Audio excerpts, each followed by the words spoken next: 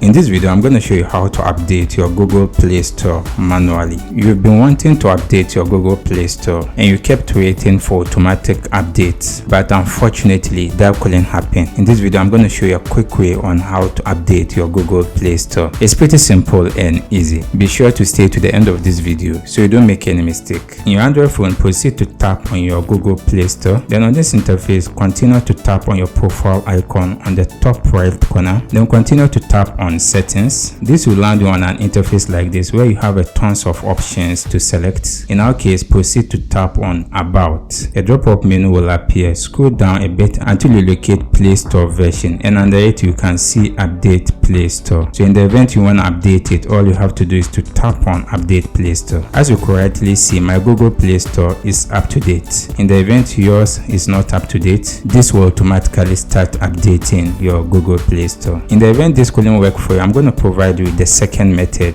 Move out of your Google Play Store, then proceed to tap on your browser. In this case, I'm using the Chrome browser. Then in the address bar, make sure to visit the google.com. Then in your search engine, type APK mirror, then hit enter. Make sure to select the one with this best match.